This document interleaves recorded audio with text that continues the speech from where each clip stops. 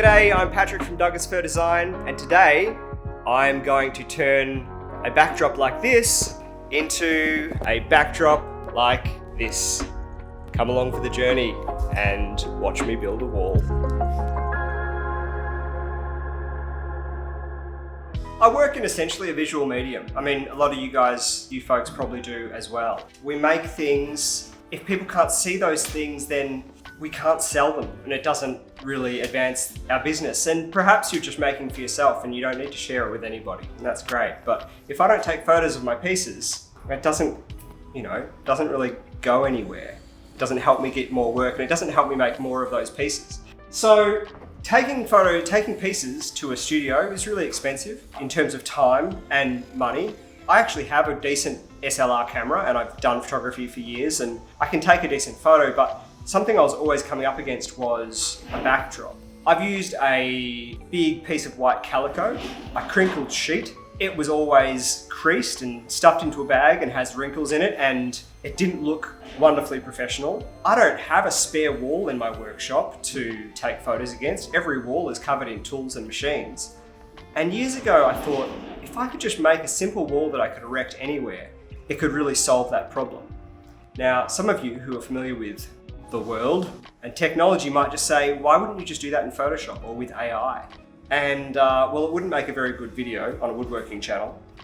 But also, that's not the way that I've worked. It's not my world, it's not what I'm familiar with. And I work in timber and I thought, I'll just make a wall. So it had to be modular. I had to be able to take it anywhere. I had to be able to use it in my workshop really easily and also take it to a client's house if that was the best option. It had to be large enough that I could fit a dining table, because that's often what I make. And it had to be tall enough, obviously, to be able to fit full-size pieces without being able to show the ceiling. And it had to not look terrible.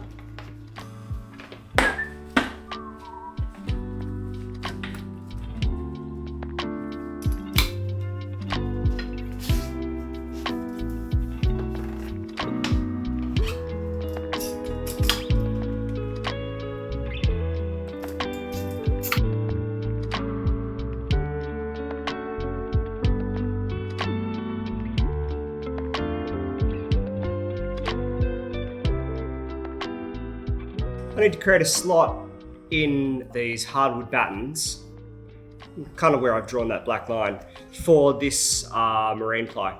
Now the marine ply measures between 6.4 to 6.7 depending on the sheet, and I'm going to put a few coats of paint on it, which means I need to allow another 0.2 or 0.3 of a mil. So really I need a 7 mil slot cut on both sides of essentially two long grooves, cut on both sides of this oak. Now, so many ways you could do this. You could do it on a table saw, you could do it using a straight bit on a router, or you could do it with a slot cutter. Now, I have a whole bunch of slot cutters I've bought over the years. All of these bits and pieces here come from a slot cutting set, which has 6 cutters, ranging from 2 mil up to 6 mil, and a number of bearings and some shims. And what that means is that you can use these arbors, a long arbor and a short arbor, to stack these slot cutters blades in any configuration you want, so that you can, in theory, create a slot from 2 mil all the way up to, well, whatever you'd get if you stacked 2 mil, 3 mil, 4 mil, 5 mil, and 2 by 6 mil. I mean, that wouldn't be practical. There are better ways to do that kind of deep cut, but I've used these all the time for exactly this purpose when you need a very specific size slot. So to get my 7 mil, I'll probably stack the 3 and 4, but they interact in an interesting way because you need to use shims to make sure that the teeth aren't actually touching each other. And so I actually think that I'll probably be better off using a 2 and a 4 with some shims, but I'll need to do some experimentation with the shims to make sure the teeth aren't interfering with each other to get that 7 mil clearance that I'm looking for.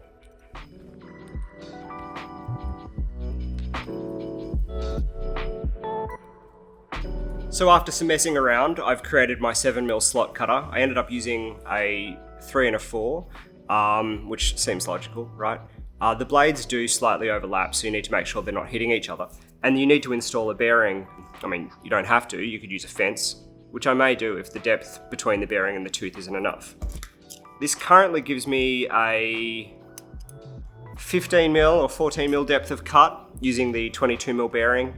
I'm going to do some tests and see how this fits, see how it feels, and I may end up removing the bearing and just using a fence, which will give me an extra 2 or 3mm of cut if I feel like I need that. It is really handy to be able to build up your slot cutter to kind of whatever depth you need, both in the bearing department and in the actual width of the slot. Always worth doing a cut and testing that, seeing how it actually reacts in the timber. Done my test cuts, looks great. Fit is a little looser than I would normally do on any type of joinery, but these panels are going to slide in and out, so I want it to be a bit loose. Also, there's a little bit of bow in the panels and these joining components, and so I don't want it to be a struggle every time to fit them in. Whenever you have to batch process a whole bunch of timber, it's really useful to just have everything set up as best you can. I mean, this goes without saying, but you just want any fiddliness to be taken out of the equation. These don't get used all the time for me, but these featherboards can be really useful in essentially giving you a spare hand when you're having to process a whole bunch of timber. So featherboards are essentially some flexible plastic strips that allow the timber to go through one way and less easily go through the other way. I'm not super interested in whether or not the timber can move backwards or forwards. I more really want these flexible strips to be applying pressure to the timber to keep it flat onto the router table itself and against the fence. There is, like I said, a little bit of bow, not very much, but a little bit of bow in these long, thin strips of timber. So by eliminating that bow and by pressing that curve flat against the table, it means that I'm still getting really straight cuts. So we can place a featherboard on the fence and a featherboard on the table itself, and then we can just push the timber through without having to worry about holding a bunch of force against the router bit as well. So I'll get them all set up now and start feeding timber through.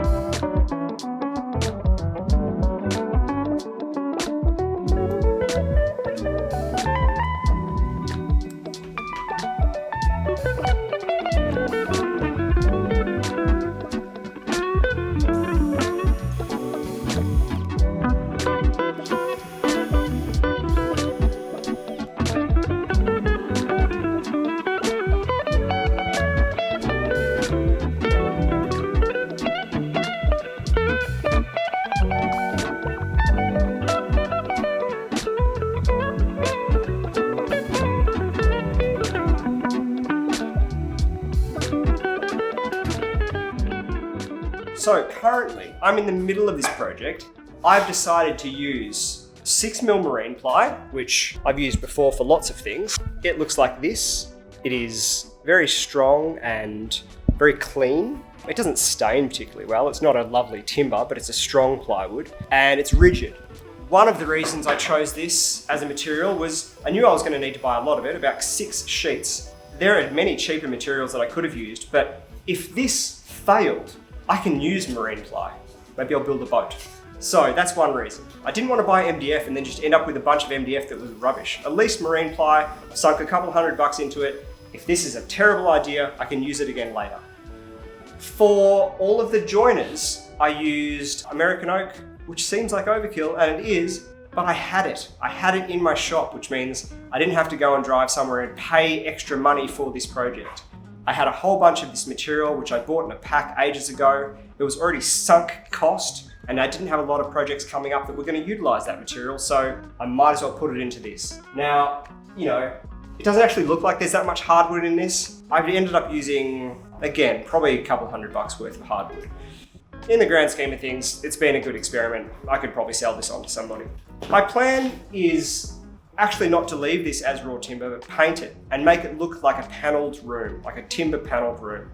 There was no simple way that I could come up with to join these plywood panels seamlessly, and so I had to lean into the fact that they were joined, and that is kind of the reason that I chose to join them in a way that resembles a timber paneling.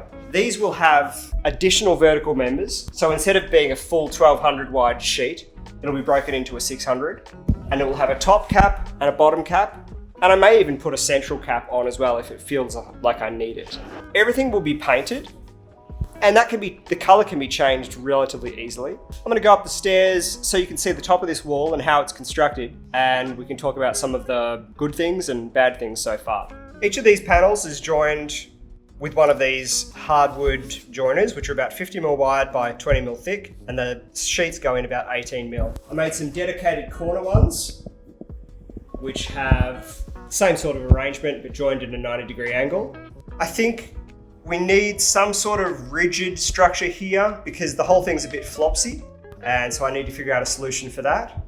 And I think adding the additional strapping or beading along all of the tops will also add some rigidity and take some of the flex out of this. These are currently not screwed, it's just a friction fit. There's a couple of screws in the corners, because the corners are really the only thing that holds it together. Without a couple of screws in the corners, the whole thing would fall apart. So far, I think this will be successful. It only takes me about 20 minutes to set up, maybe a little bit less. If I can get it looking rigid and straight, then I think I have a solution that will work. I've just got a few more decorative elements to add and some painting, and then I'll take you through that process too.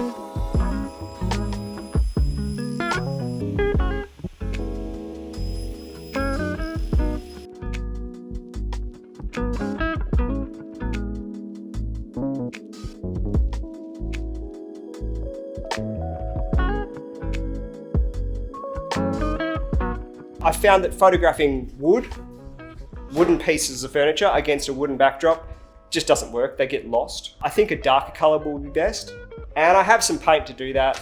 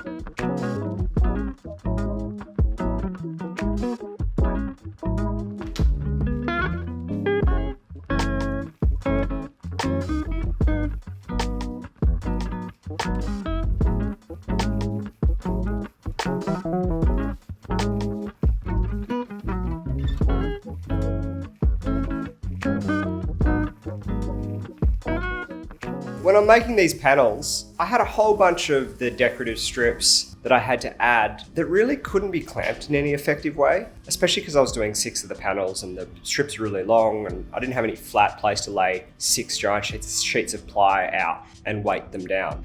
One technique that I've used for adding strips like this, I mean, this could be used for skirting perhaps, but I mean, it's really suited to small woodworking projects like this, is I use a combination of the CA glue, almost acting like a clamp, and then the PVA glue to act as the long-term glue between these surfaces. So just to demonstrate, I have a piece of plywood here and my hardwood strip. This is essentially the same as what I was doing behind me, but it's a bit easier to demonstrate on a small piece when I'm not panicking. We're going to apply a dot of CA glue in the center and the sides, like that. And then I'm going to apply a bit of the PVA over the rest of it. Now, when I was doing the really long strips, I was putting my dots of CA glue perhaps 300 millimeters apart, whereas on this demonstration piece, they're only, about 100 mil apart, which isn't ideal. Now, I'm not spreading the CA glue with my fingers, that will absolutely stick, but I'm spreading the PVA with my fingers. And then we need to use the accelerator, and we need to only apply that sparingly, just where the CA glue is going to be. And so the way I did this was I laid it on my piece of timber where I wanted it to be. I could use the locations of the CA glue so that I knew where to put the accelerator. And now we line that up, put them down, and apply pressure. And so I only need to apply pressure for as long as it takes for the CA glue to go off. And then the CA glue acts as a clamp, and over the next hour, the PVA will do the bulk of the real holding, the real gluing. I mean, you could just use CA glue for this, but PVA is so much stronger for a long-term application. And I didn't want to risk these strips just coming off because the CA glue eventually breaks off. The PVA will form a much stronger bond over time. So this is now bonded. You can see a tiny bit of glue squeeze out there of the PVA. The CA glue has gone off completely. You can see a tiny bit of that on the end there. The CA glue is set, so I don't have to hold this thing anymore. But within an hour, the PVA will have done its job and this whole piece will be set. Now, if you have any squeeze out, you could scrape that off. These panels were being painted, so it didn't matter for me.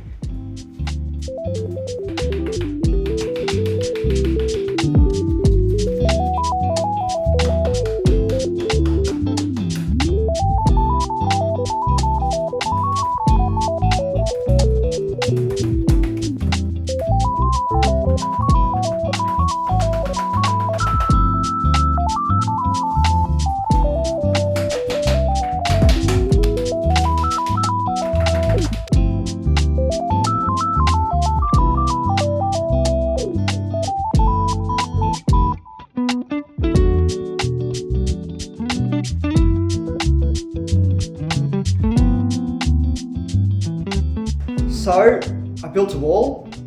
It only took me 3 days. Someone should probably call Donald Trump.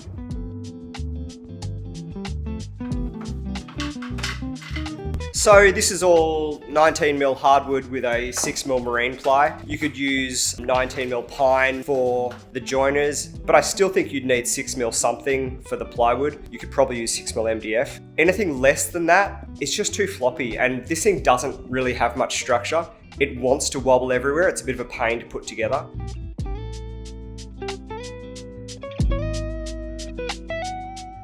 Thanks a lot for coming along and watching. I hope you've learned something. You know, that slot cutter set is super useful. It gets used all the time for bits and pieces like this. Maybe you want to build your own photography backdrop. Maybe you need to build a wall to keep something in or out. There's some links down below with some of the products I've used. Don't forget to like and subscribe. It means we can keep making videos. And I'll see you next week with something else that I'm making. Catch ya.